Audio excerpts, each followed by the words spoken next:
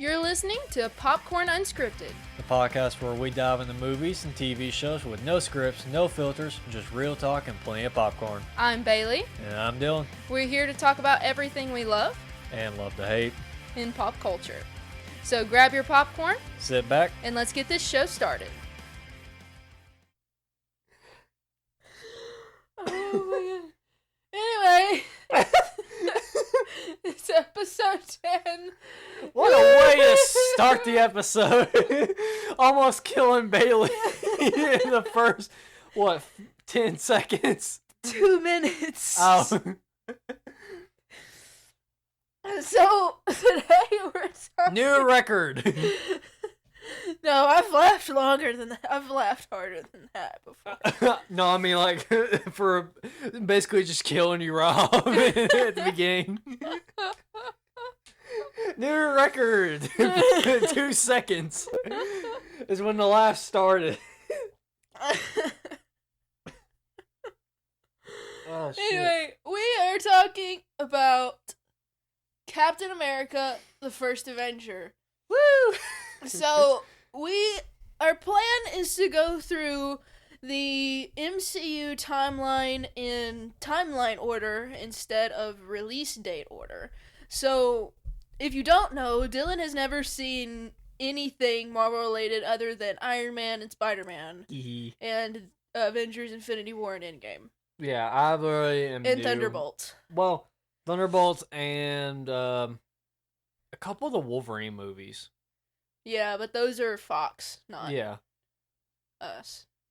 Like when he But lost they're his canon now, but... yeah, when he lost his claws and he got That's the bone Logan. claws. Yeah. Yeah, I've watched Logan. No, that's not no, Logan. that's not Logan. That's not Well, Logan. I've seen. You're I have talking seen about Logan. the one where his claws are bone. Yes, when Yeah. he first got the bone claws. Yeah. Because he think had that's they X-Men like First Claws? drilled into his like hands to try and get the aluminium out. I don't know. I don't remember which one that is. Oh, I've seen that one and I've seen Logan. Other than that, no.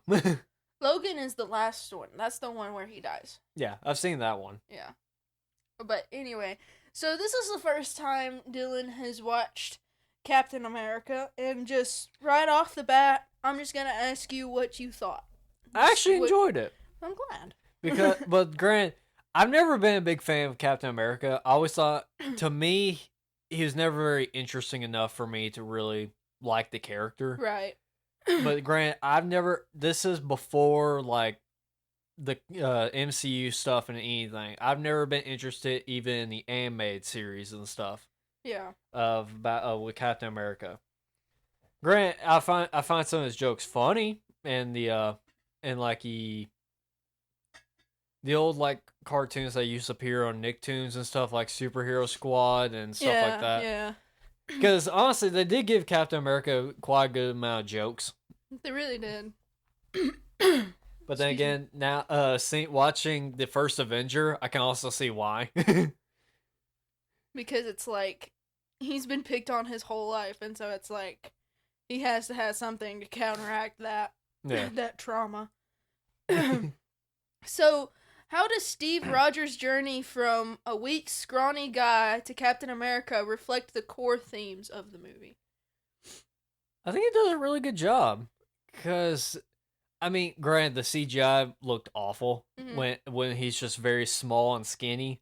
Mm-hmm. It was painfully obvious that it was CGI, and it did not look well. Yeah.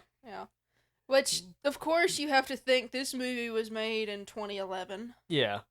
So, I mean, it was good for its time.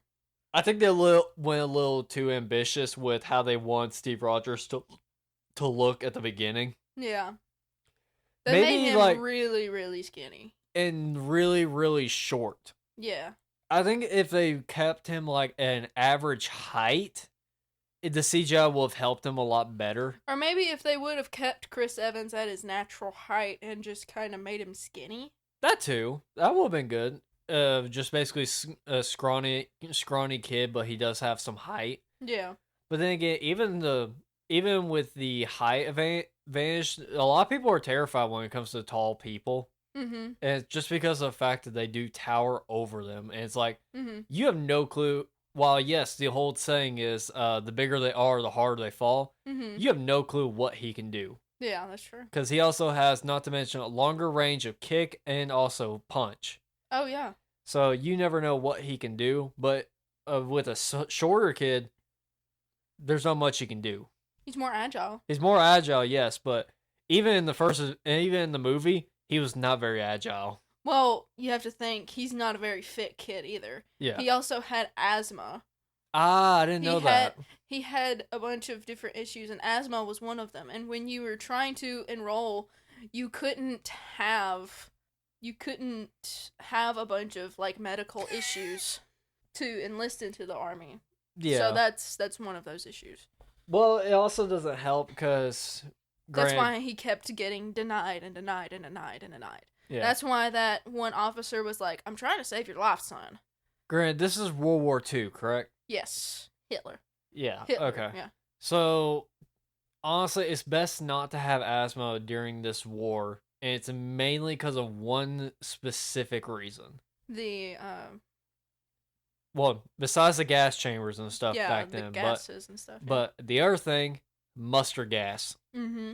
That was the biggest thing with the war for World War II was mustard gas. Mm-hmm. And why it is, but the bad thing is how easy it is to create it. It's so easy to just do it by accident. It is. Mm-hmm. But again, it's also the first mistake not to do is mix stuff together. Mm-hmm. But it's bad the fact that the mustard gas is created by the simplest things that you basically have in every household. Yeah. So just accidentally mixing it, yes, it is hard to do, but you better be careful in them things. Oh yeah, for sure. So, what makes Steve Rogers such a compelling character both before and after his transformation? I mean, to be fair, nothing really changed. She pretty much stayed the same throughout the whole film, aside from, him getting like superhuman. Yeah, superhuman. Basically. He basically I can't speak. He basically stayed the exact same person throughout the entire film, but he did get a little braver every instance that we saw him. Mm-hmm. But that's about it, aside from everything else. And I think it's because of him discovering what he can do now because of what the serum had enhanced him to do. Yeah. Because he was so scrawny. All he wanted to do was serve his country. That's all he wanted to do. And then he gave him the chance to do that. The doctor did. Gave him the chance to do that, and they did. And so they put him in the chamber, and then he becomes big, bad, buff dude. And then he's chasing after this Nazi, and he's just like, what the heck am I doing? That's why he crashes into the window, because he doesn't know how to control his agility anymore. Yeah. He doesn't know how to control his body. Well, I mean, to be fair, could you really blame him? Because you're not he personally didn't know what all it was doing to him. Mm-hmm. All he knew was that it might help him win the war. Mm-hmm. That's it. He didn't know he's gonna get like taller, buffer, and all this. He did not know anything. Mm-mm. Heck, he didn't even know if the thing was gonna work. Nope, they didn't. But at first they were going to shut it down, but then Steve was like, "No, let me do this. I can do this." Yeah. You know. And then it did. It did. And so that's what was revolutionary about it. But I like the fact that he stayed the same character. He kept his morals despite of what was given to him. Yeah. He didn't get a big head about it. Especially when he was doing all the circus monkey stuff, like they're going and doing shows and movies and stuff. Like, people adored him and cheered him on for that, but he didn't get a big head about it. At the end of the day, he was like, I still want to serve my country. Yeah. You know, and so that's why he ends up going off with Peggy and Stark, and he ends up dropping into a war zone. Basically. Pretty much. And to go rescue all of these soldiers and stuff that was kidnapped. Yeah. Which I think is very interesting compared to most movies is that you always have like the person being, it always ends up with either the person being good and then all of a sudden like struggles mentally because they start getting ego and everything, or they start as a douchebag and then get a like lot a better. hero arc. or something. Yeah. But it's very interesting how this movie, it didn't nothing like that. He stayed the exact same character throughout the entire film, just got a little braver in what he could and do. a little wiser. And a little wiser with his capabilities due to the serum. Which I think is an interesting take. It is. Because you don't see stuff like that can do that properly. I mean, a lot of films try to keep the person the exact same, but they don't ever have anything change about them. Like Steve, he got braver and wiser. And a lot of other stuff, that don't happen. They just stay the exact same person the entire film. Nothing changes ever. Yeah. And it's like, then what's the point of having all this stuff happen to him? Well, it's kind of like the movie Hancock. Yeah. Which is not really a superhero movie, which it is a superhero movie, but it's not like DC or Marvel or anything like that. It's just a standalone superhero movie. But Hancock pretty much stays the same. He's just the douchebag dude that really only cares for himself, but he ends up learning, like, hey, I can do better, you know? Yeah. And he kind of has that redemption arc type of thing that you're talking about. But very much stays the exact same But pretty much person. stays the exact same personality-wise and everything. Yeah, which I think is interesting of a concept to have a character instead of having those ways of doing stuff like any show usually tries to do is just copy and paste and everything. But I'd like spins on stuff that change up the formula in a way that actually makes sense for the story wise. Because we're getting sick of the same stuff over and over again. Yeah. And for example, let's go with Disney. Yeah. Basically, copy and pasting the same thing, but changing it from cartoon to live action. But then changing up how the story is done every single time. And it's like they wonder why they're losing so much money. It's very interesting twist on the story. Grant, I don't know from the comic books how Captain America's story is. That's very true, because I'm not really sure myself. Because there's only like a handful of characters that I actually know about the comics. Yeah, I only know a little bit of Spider-Man from the comics and a little bit of Iron Man and Batman. Heck, I have a stack of Iron Man comic books. Yeah. I literally have a stack. Because I mean, I know Tony in the comics has like a reality armor. Yeah, that's like later on though. Like early comic books, it was like the way he had to stay in the suit in order to live in early comics. Yeah. He had to stay in the suit in order to even survive. Like, he didn't have the arc reactor implanted into his chest until later on. Which I think that's an interesting way of doing it, honestly, because it makes it have... I think that would have been an interesting take on the Iron Man films, honestly, if that was the case. If he would have stayed in the suit instead. Because I think it provides more challenges also instead of just, hey, I made this heart reactor and I don't have to have the suit or anything. But it makes it more where he tries to find ways to blend in throughout the film without like causing issues with his heart and everything. Yeah. But finding ways to improve the armor and everything. And maybe by the end of the movie, that's when he makes the heart reactor. Arc reactor. Arc reactor. Not heart reactor. Basically, it's the same. It goes into where his heart is, but it's not a heart reactor. I mean, basically it is. It's connected to his heart. Well, technically it's in the center of his chest and not even over here where his heart is. Yeah, I always thought that was a continuity error, honestly. It's not. Okay. Because I figured it would be. Because the way they had the shrapnel go in is so the shrapnel is like going through the tubes in his heart.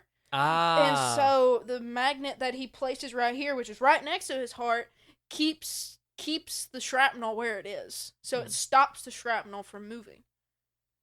I'm very curious though. How come in all three movies, why did it take him only until the third movie to have surgery and not make it where he could make the like arc reactor go in reverse?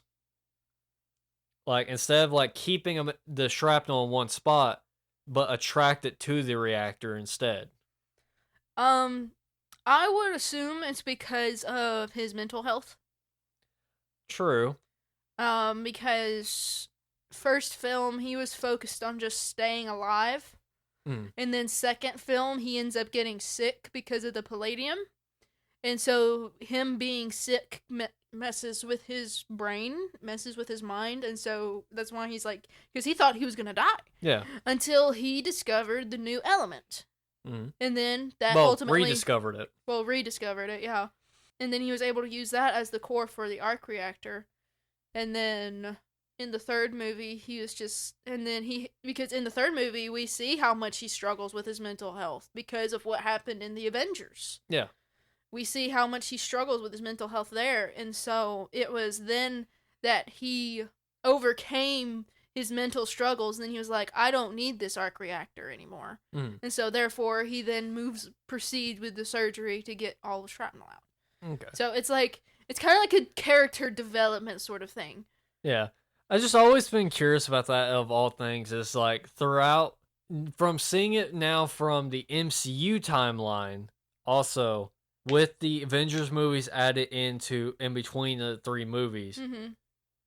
I'm more curious why he didn't do that also in one of the Avenger movies. Didn't have time. I guess, but it seemed like most of the time he was drinking. Not in the first Avengers movie, he wasn't. Grant, I still haven't seen the first Avengers movie. So you still have a lot to see. You still got a lot to see. Yeah. It's more so I'm thinking of like all the downtimes in all the films where he's basically now in Age of Ultron, there is that party in Age of Ultron, but other than that, not really. Because that's always made me wonder is like, one, if he rediscovers an element, while yes, he needed it for that, why didn't he also add the thing for that on top of that, once it fixed his, it poisoning him basically, have it where it pulled the shrapnel away from his heart? Because it would have ripped his heart to shreds. If the arc reactor was still in his chest and he were to reverse it to attract it, the shrapnel would have literally ripped out of his heart. It would have killed him. True. So that's why they had to take it out first, put it up, and then reverse the polarity. And then they went in. They actually did heart surgery, actually went in and pulled it out, and then as they pulled it out, the shrapnel stuck to it. Oh, okay. Because that's what the arc reactor is. It's just a giant magnet. Yeah. Because that's what I was always curious about why he just didn't do that himself. As with him, he would have died. Yeah. He would have been like, eh. Granted, this is the man that basically could figure out stuff within probably 5 minutes of doing stuff. Yeah. It's like more so I'm thinking like this man could have found some way around that somehow. Could have. Because I mean, if this man could come up with a convoluted way of just rediscovering an element that hasn't existed, then again, story. This is Tony Stark we're talking about. Playboy entrepreneur. No, hold on. Now I'm having to think of how it goes. Genius, billionaire, playboy, philanthropist. There it is. There it is. Anyway, getting back to Captain America. We got off on a big tangent there. That's alright. Tony. So, what makes Red Skull a memorable villain in the MCU? Does he feel like a true threat to Captain America, or is he just another obstacle to overcome?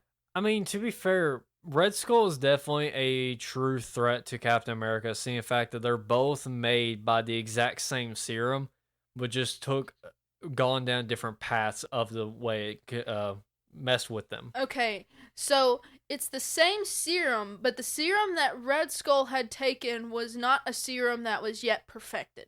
Okay, so he was a prototype. Yes. Okay. So the serum that Steve had was the actual serum that was ready. Whereas Red Skull's serum was not. Because he was impatient. Gotcha. So that's why he ends up having the Red Skull. That's why his skin turned red, because it was a side effect. Okay. I was curious about that because it seemed like I guess it's more so I was looking from the aspect of what who they are as a person, Mm-hmm. contradicting with the serum. Mm-hmm. While Steve actually fully embraced it and everything, but kept to his roots about it, while Red Skull tried to use it for power, basically. Which he did. Which he Which basically that is did. true. And because of that, it from all the like evil in his heart and everything, that's what made the serum have that side effect. No, I just genuinely think the serum wasn't ready. Yeah. But that is a good take on it. That's a good way to look at it. Because it's like more so like mind over body is basically what I'm looking at it from. Is that since it's going through your entire body and also can affect your mental state. Mm-hmm. It's that's one thing is like the mind could have made a side effect to the serum, and that's what caused the Red Skull to have basically a red skull. Yeah. Is that because of his mental of what he wanted to truly do with it. Mm-hmm. It also doesn't help that he had basically had something that was, well, no, that was after, that from Odin, that thing from Odin.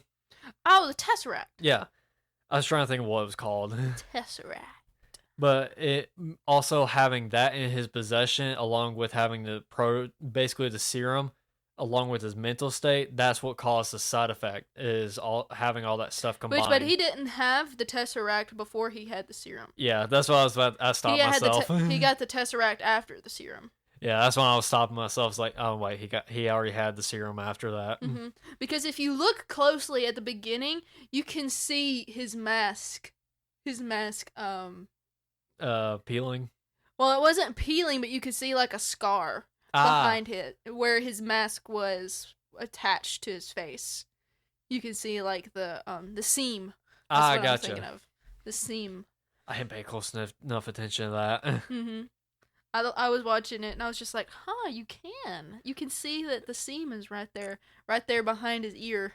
To be fair, I only knew it was Red Skull just because of the fact that the blood went on the skull part of his badge. Yeah, that's the only thing that made me realize, oh, that's Red Skull. Mm-hmm. That's the only thing.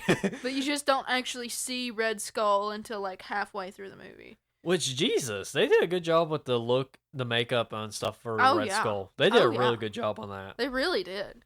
Though the eyes are a little off-putting when it comes to a skull. Because it just looks like... Those are his real eyes. Yeah, but it looks like his flesh has basically still there, but his eyes has sunk in along with his flesh. Well, that's why he's called Red Skull. Yeah. Because it's a skull. Grant, I think I'm only thinking that because I've seen, because of Ghost Rider and stuff. Mm-hmm. The fact that it's a bare skull, but nothing in the eye sockets aside. So it's like, think about it this way. So Red Skull's face is pretty much, you just take away the skin. Yeah. And all you're left with is muscle tissue. Think of it that way, I guess. But it's just red. It's not like it's just skin. And then of course he doesn't have a nose anymore either, so he's half Voldemort. To be fair, I didn't think that was flesh. I thought that was just straight up his skull. Mm-mm. And that's it, because of being a side effect. I thought it was because it was just a flat out skull. I didn't realize that it still has flesh around it. That's why it's red. That's the muscle tissue, I would assume. The muscle tissue, and then it then it healed like a cover over it, which is why it's red. I'm not entirely sure on the actual science behind it. Yeah. I would have to look up the comics for that, but yeah, I thought that's what I think anyway. I thought the side effect of the serum was that was his actual skull, and the side effect caused his skull to turn red.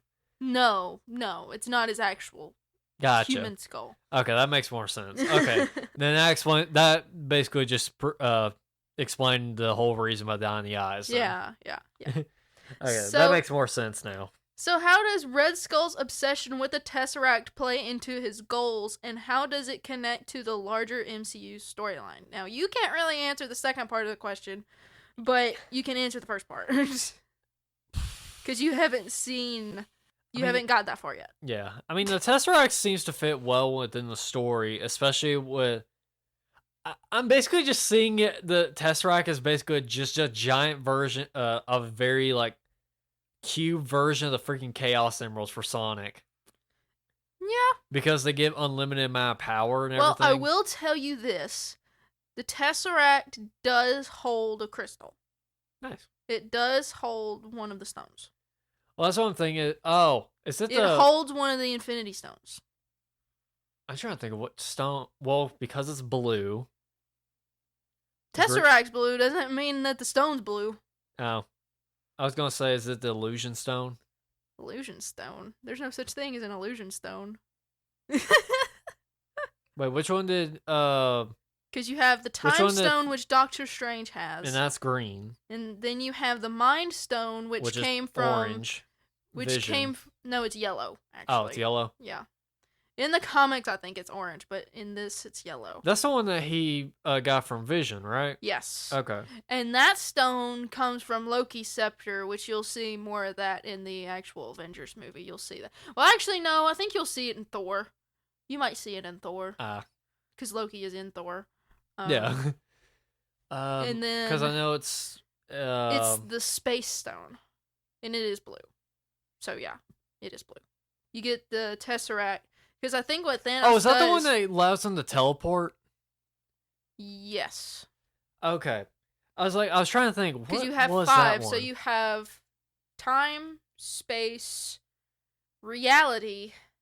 That's what I was probably thinking of originally. Reality's the red That's one. red. Reality. Because I was thinking also... Time, space, reality, mind, time. Because I don't know why. I was thinking that he used the stone to repel Doctor Strange's multiple copies in Infinity War. I don't really remember how he did that. Yeah, it's been a while since I've watched Infinity War. Yeah, all I know is it's before he did the snap to erase half the population. Mm-hmm. That's all I remember. I mainly remember snippets from Infinity War. It's been a while. Because the way he escapes them is through a space portal. Yeah. And I was trying to think. Well, he also used it when going to get the Mind Stone from Vision. Yeah. To get to where Wakanda.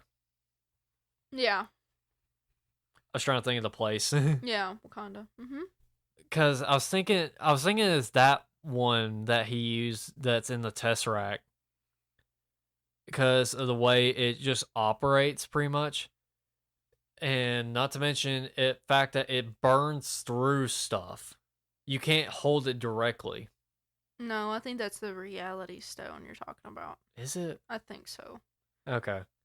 It might be the one that's in there. Because I would say the reality stone is the most powerful out of all of them.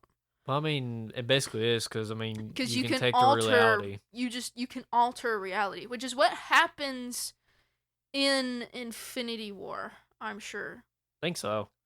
Because when he fights the Guardians of the Galaxy, he has this whole thing where I think it's a space station that they end up going Lies, to. Gilmore!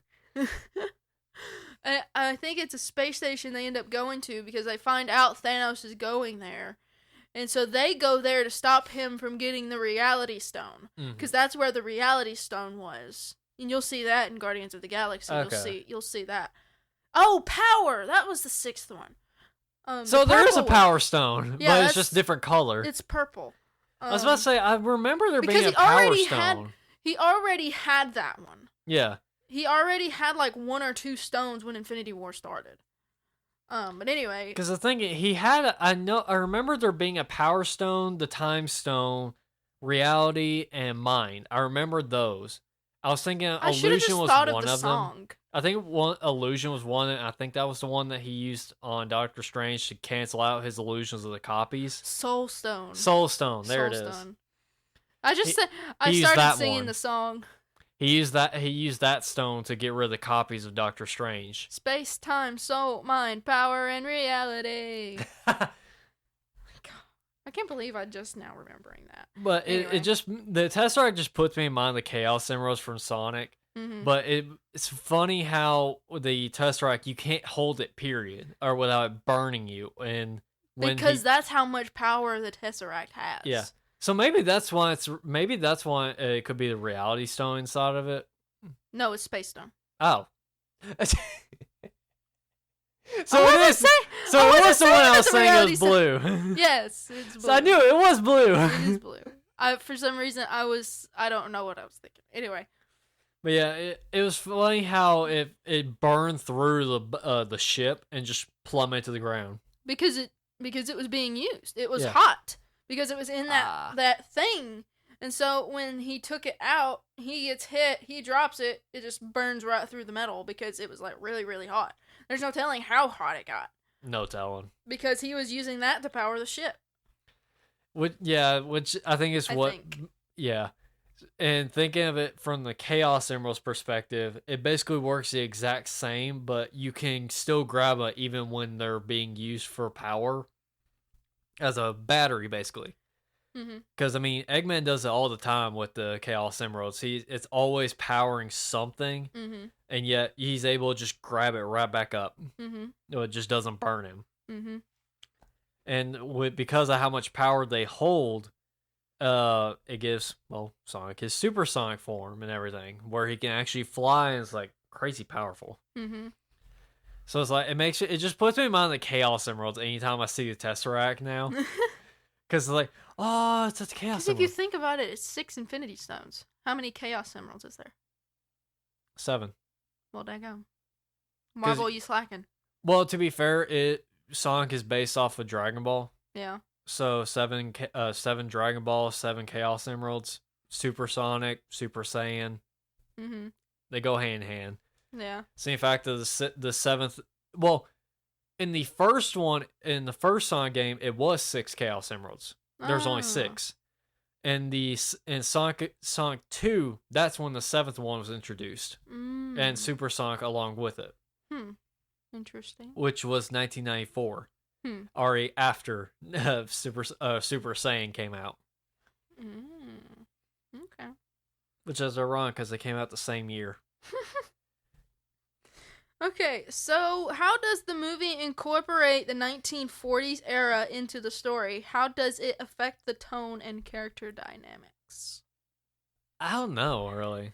I mean, it definitely sets the tone for what the time period is, along with basically where technology's at during that time. Especially during the war, everyone was trying to find some way to get one up on each other. Because that's how the atomic bomb was invented, was it not? Yep. Well, the atomic bombs and the nukes. Yeah. Because I mean, we had to try and find any way to really get a leg up. Yeah, get a leg up and whatever we could, really, to find some way to put it into this war. Because, I mean, Grant, we were going through the Cold War, too. Did that happen at the same time? Did the Cold War and World War II happen around the same time? I think the Cold War is also connected to World War II. I think it happens after World War II ends, though. I think it does. But we were still dealing with Russia at the time. Yeah. Regardless, either way, both of them, we were still dealing with Russia. Because I think the Cold War had to do with the sea more than, like, Navy than it did on land. Yeah. Let's see. If I remember correctly. If Doctor Who taught me anything... The Cold War was 1947 to 1989. Yeah, that lasted... Wait, say that again. It says Cold War period, March 12th, 1947 to December 3rd, 1989. Damn, that's like... That's almost 40 years. Yeah, because granted, we were fighting for a while along with this... we were also the cause of the dissolution of the Soviet Union in 1991. So yeah, we're no, I was thinking I'm getting lost here. History's confusing. No, the wars are throwing me off because the Vietnam War was 1955, and that also played a hand during the Cold War. Cold War, yeah. But there's also the Korean War in 1950. To 1953. So a bunch of wars happened between that Cold War era. Yeah. Because, I mean, heck, World War II didn't... World War II ended in 1945. So yeah, the Cold War started after it. Yeah, so the Cold War was the product of World War II ending. Yeah, because then we started having issues with the Soviets. Yeah. Okay. And we were trying to find any way to really find a way to put an end to the war. Yes, but could you imagine the Red Skull actually getting those weapons to Hitler and him using those weapons in the war? Honestly, how that would have changed. I don't think it would have. I don't think it would have changed anything because I feel like Red Skull would have killed Hitler. Because let's face it, Hitler was just a battling mess. Yeah.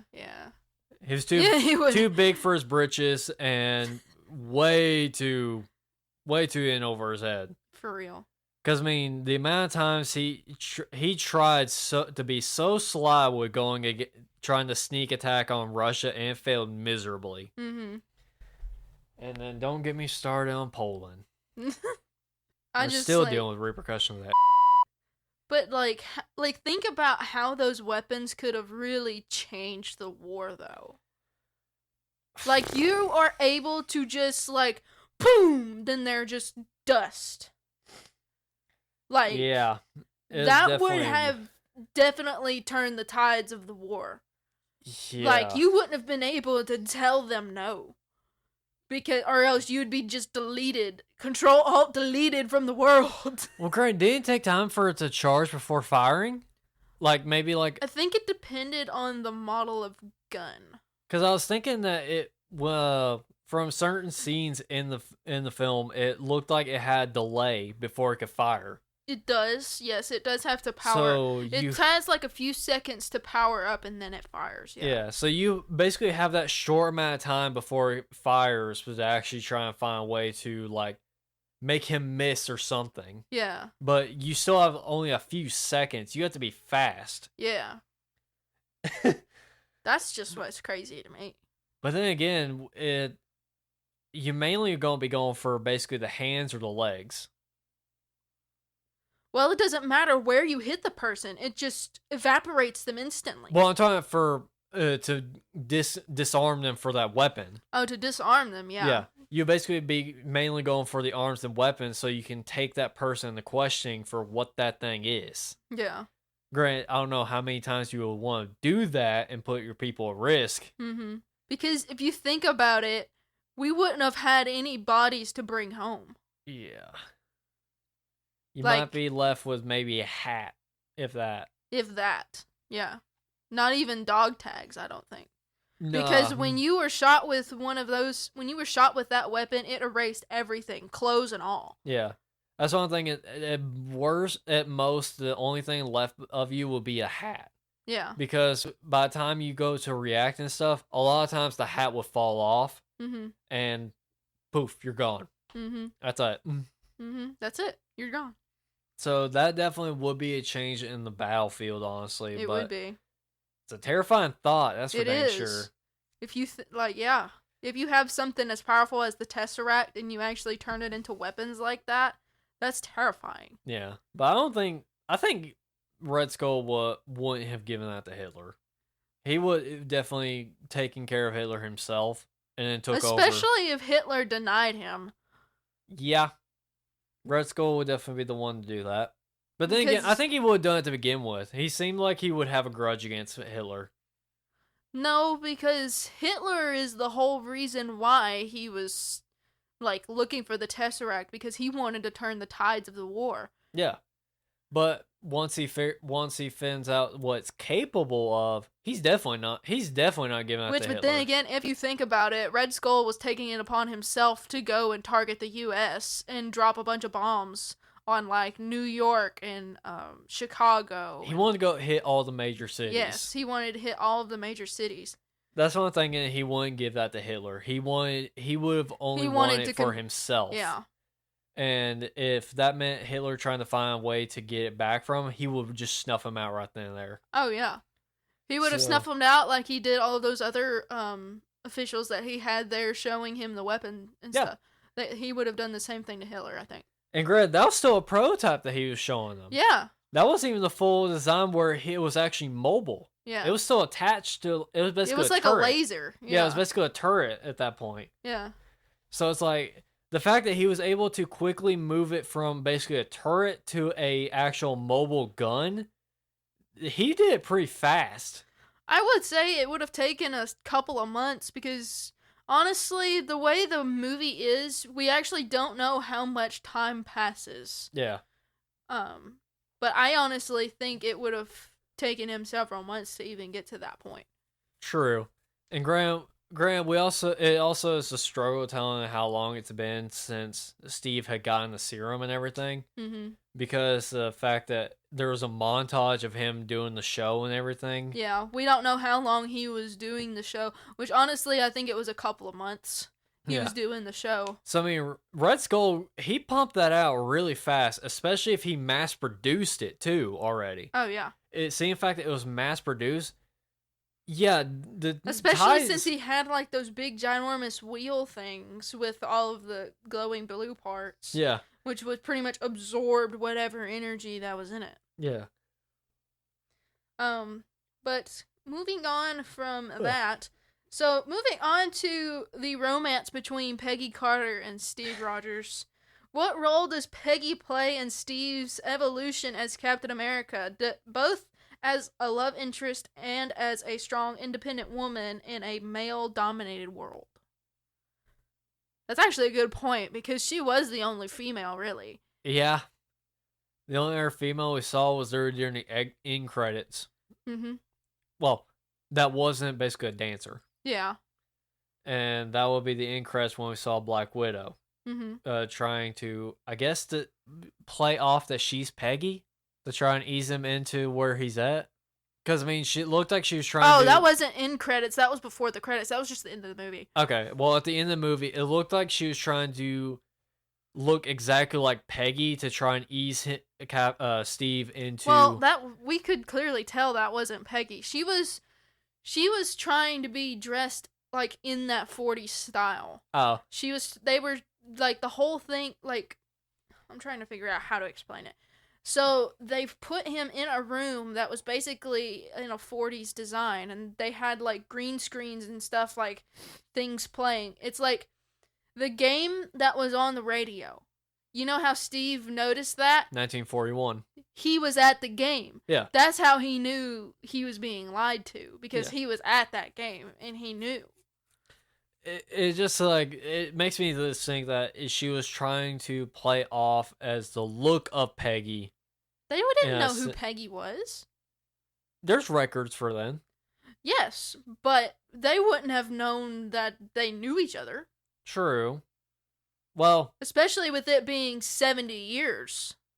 Well, we don't know that. Seeing the fact that right when Steve's about to crash the plane, he mentioned about taking her on a date and everything. Mm-hmm. And there was people in the room with Peggy when he was saying that to her. No. Oh, there wasn't? No. Everybody left.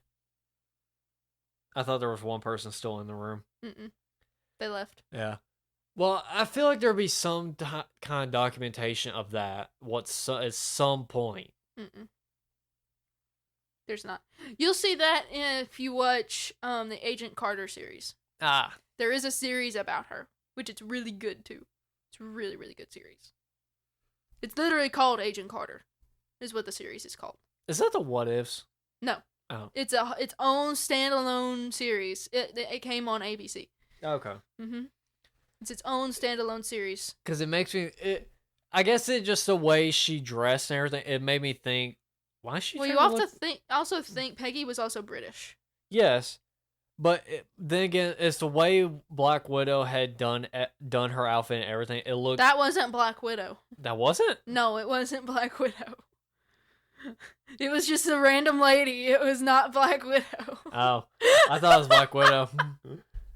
I mean, I guess the face made me think of that. Maybe, yeah. And also the hair. Yeah. The hair. I think it's the face and the hair color is what threw me off. I can see that, but no, because wasn't Black Widow. It looked very similar, but it made me think is like she dressing similar to Peggy specifically. Because if you look them side by side, they look very close. She was in a SSR outfit.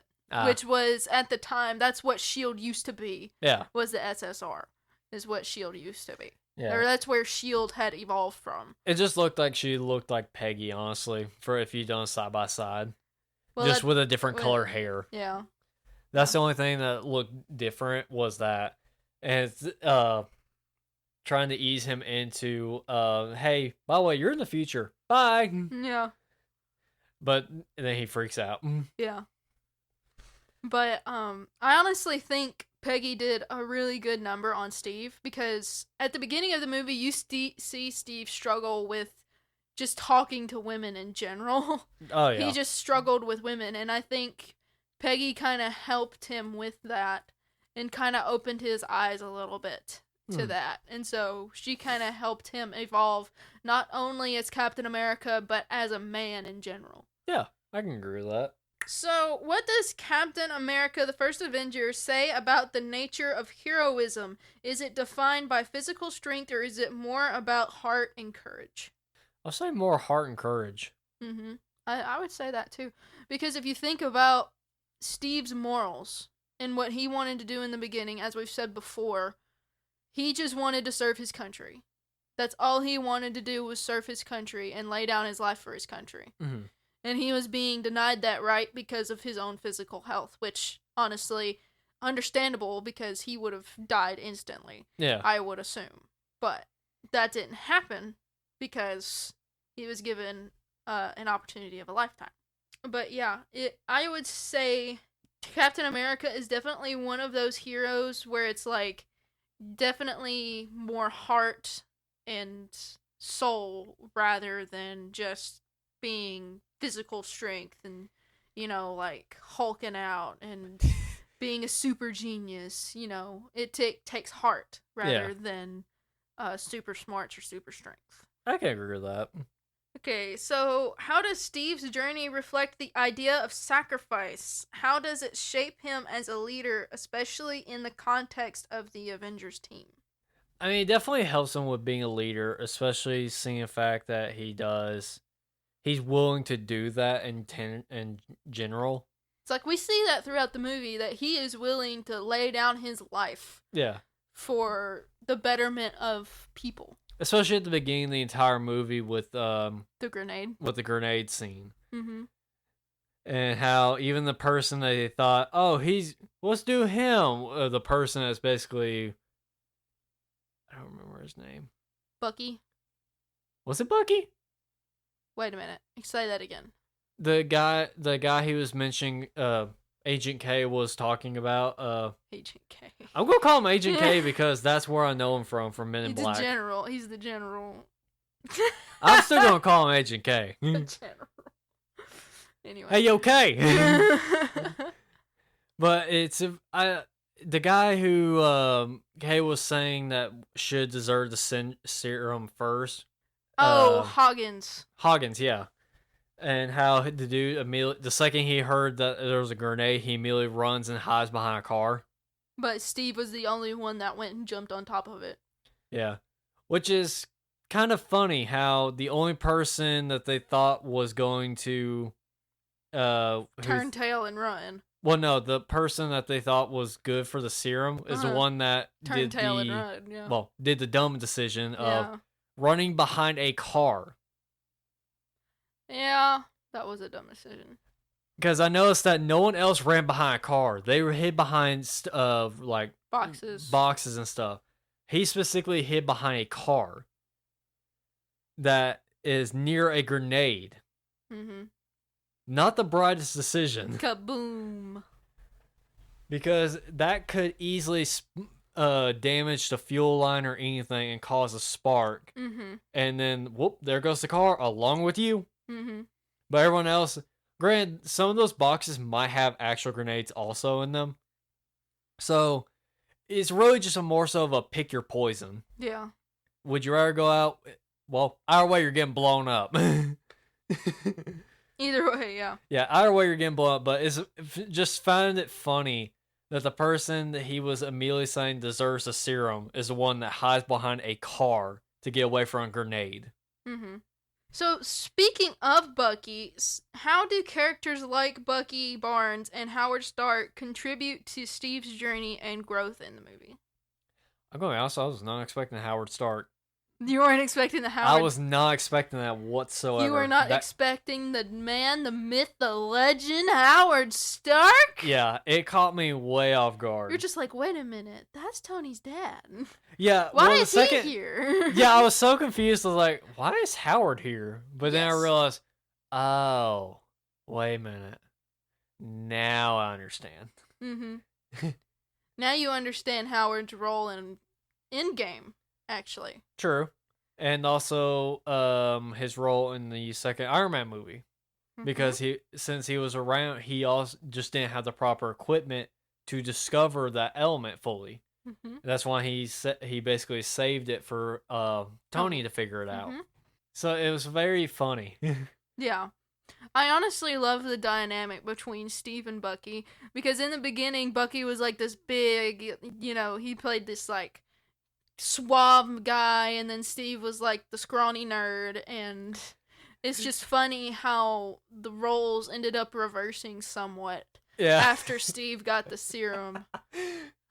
I thought you were smaller. Well, I mean, the dude freaking towered over Bucky after that. Really did.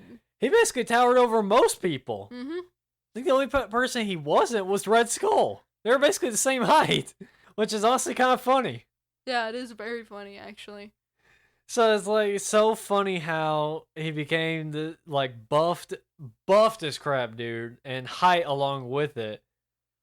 And it's like completely a 180 in who he was. Oh yeah, for sure. But he still kept the parts of him that basically made him Steve, but just made him more confident along with a more bravery and wise. So, how does Hydra's obsession with the Tesseract influence the movie's plot, and how does it lead into the future of the MCU? I guess, well... I don't know. You gotta think, I have no clue about the dang Avengers movies whatsoever. Well, you can answer the first part of it. So, how does Hydra's obsession with the Tesseract influence the movie's plot?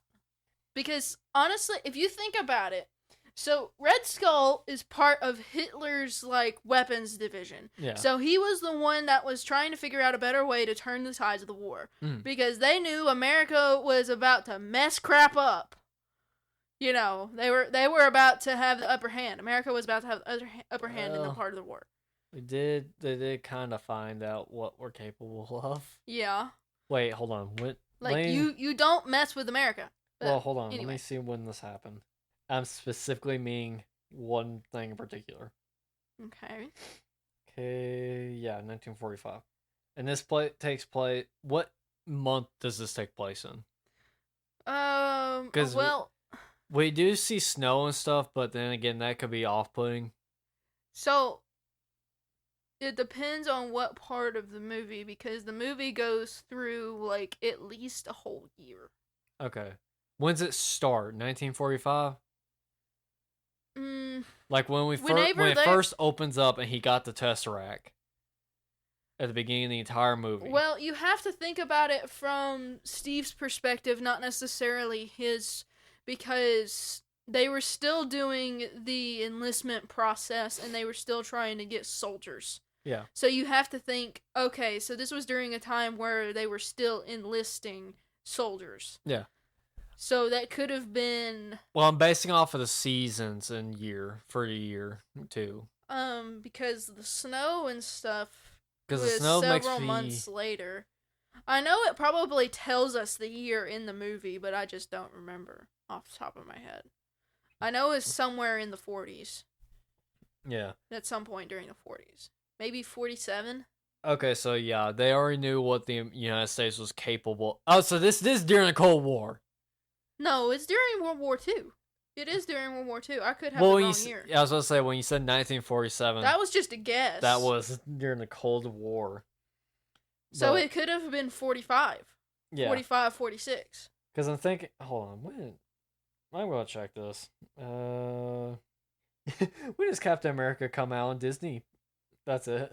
Let's see. Captain America. The first Avenger, specifically 1945, also features flashbacks to takes place primarily during World War II, specifically 1942. Okay, 42 then. I was way off. The film also features flashbacks to 1945. That doesn't make sense if it's flashbacks. That makes no sense. The film, he said, will begin in 1942, 1943. Oh, during World War okay. II, the stuff in the 60s and 70s comic books were sort of avoiding. Okay, so he finds the Tesseract in 42. Oh. And then it goes So on... we are in... okay, so it is 1945. Yeah, that might be what they're referring to. Okay, that's so weird how it's flipped. Yeah. Because that makes no sense time-wise whatsoever. Yeah, that doesn't make any sense. Because what I'm thinking of... because that's how it starts out. Is him finding the Tesseract in that chapel or whatever it was.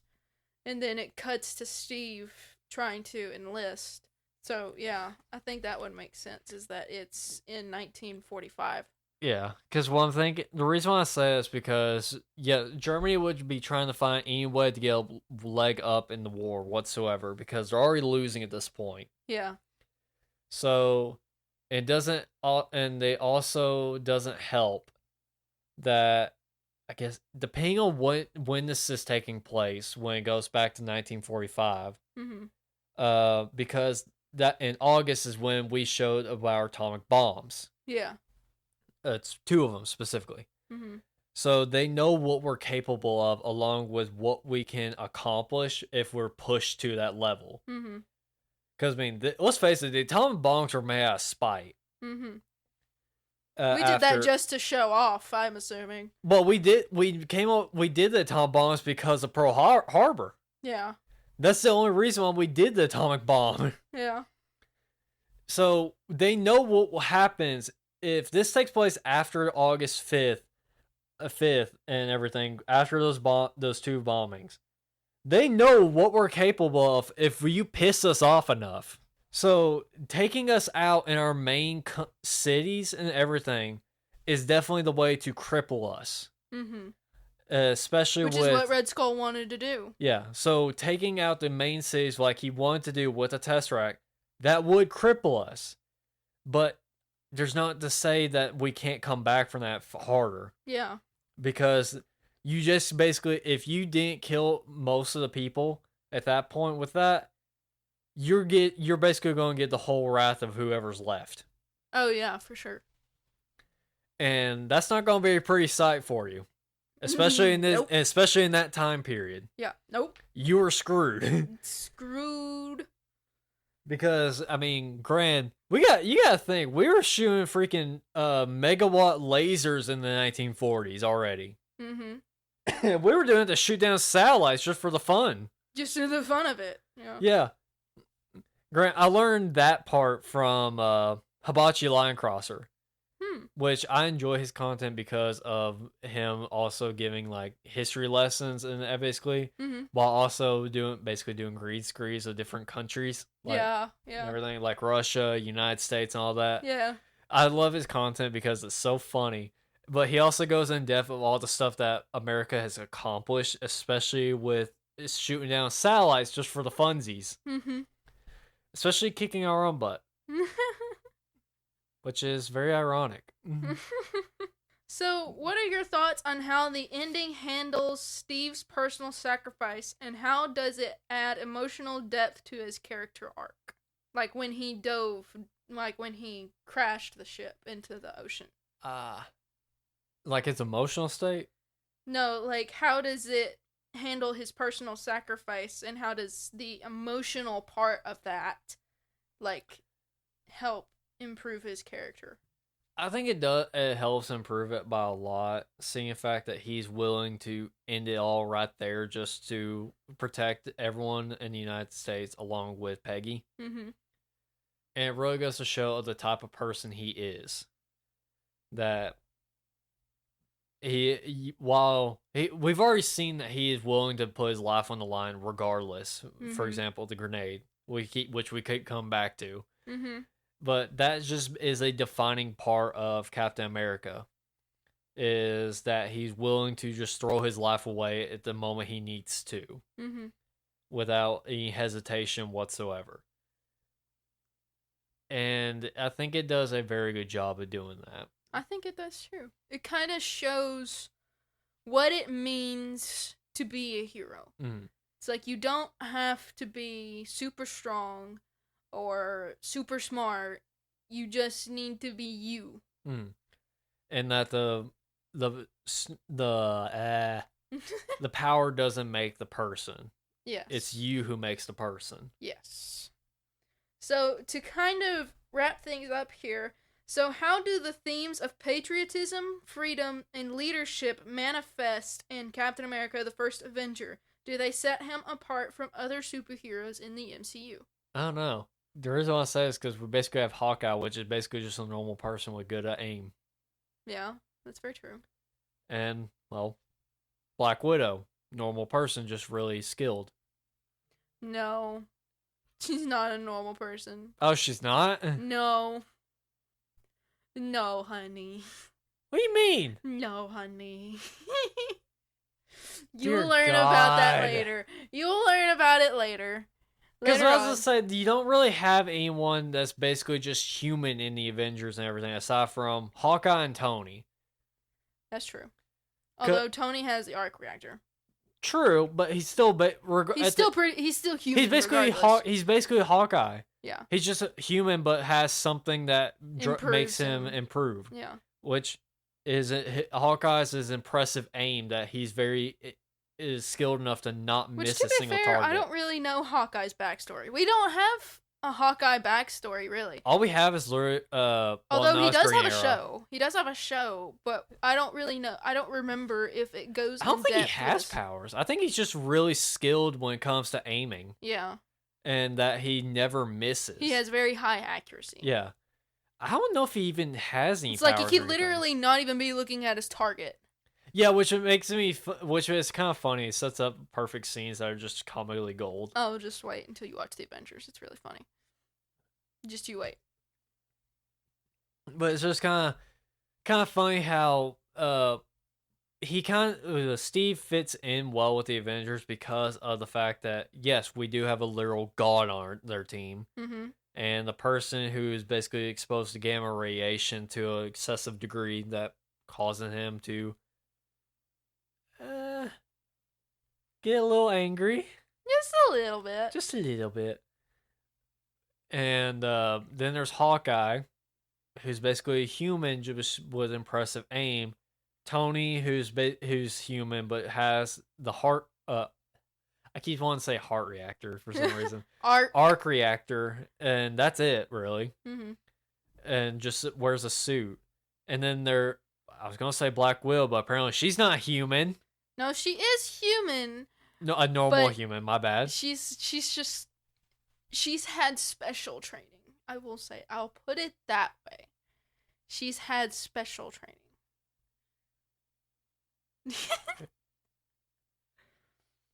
And it's a very. Did she get a dose of the super soldier serum? No. Honestly, that would explain a lot. she does almost get altered in a way, but mentally she gets altered, but not really. But that's her whole thing. You won't learn about any of that until Black Widow, the actual movie Black Widow. Yeah, it's gonna take me a while to get there. Because that's the only movie that really explains her backstory and where she comes from. Which honestly, people are debating, or people kind of hate on that movie because it takes place after Captain America, Civil War. Civil War. It takes place right after that, and Oh. she's a fugitive. She's on the run. It takes place just after that, but they didn't make that movie and release it until 2021, which was like several years later, after Civil War came out. It's one of this timeline. People hate on it because they had made that movie so late. Granted, But they When only did made Civil it War because they come killed. out? When did it come out? Yeah. 15 or 16? Oh god, that just made Maybe? it worse. I'm not 100% sure. Could have been a licensing thing? No, it wasn't a licensing thing. They just didn't. I feel like the only reason they made that movie is because they killed her in game. Infinity War. Or no, it's in game. I thought they Because killed she her. died when they went back to get the stones to re-snap. That's right. I forgot about that. Yeah, that just kind of rubs salt on the wound. Mm-hmm. It does. Because, I mean, Grant, that's kind of a weird way to do that. Honestly, they definitely should have released it earlier. Exactly. But then again, That's why people hate it so. Well, no, I don't really hate it so much, but they don't. Kind of like irritated when it comes to timeline. Yes. Grant, I think it's the timeline, honestly, It for the was. MCU It is was convoluted. 2016. It came out in 2016. Yeah. And then I think Black Widow came out in 20. Yeah, it came out in 2021. Grant, I think the MCU timeline is very convoluted. The timeline itself is not convoluted. The way they release their movies is convoluted. Well, that's what I'm saying is like the release of all the movies is what causes an issue. Yes, and disrupts what placement it is. Yeah, it just confuses people the way they release the movies sometimes. And then you have movies that which is why I'm having you watch it in timeline order, because it'll make more sense to you if it's in timeline order. You just gotta ignore the end credits. Yeah, you just don't watch the end credits, because the end credits don't make any sense. Skip. The end credit. That's the only thing about watching it in timeline orders, because the end credits don't make any sense. Yeah. Because when they released the movies, they put an end credit in there to be like a little sneak peek or preview of the movie that's coming next. So that's why. Gotcha. That's all for today's episode of Popcorn Unscripted. Thanks so much for tuning in. If you enjoyed the conversation, be sure to follow us on Twitter and Instagram at Pop Unscripted, then Popcorn Cinema on Facebook. And let us know your thoughts or any suggestions for future episodes. Don't forget to hit that subscribe button so you don't miss out any future episodes. We upload every Wednesday and Saturday. If you'd like to send us a message or subscribe for bonus content, check out the links in the description. Your support means a lot and helps keep the conversation going. If you enjoyed the episode, don't forget to leave us a review. It helps us out a ton, and we love hearing your thoughts. Until next time, keep your popcorn close and your movie critiques closer. Thanks for listening to Popcorn Unscripted.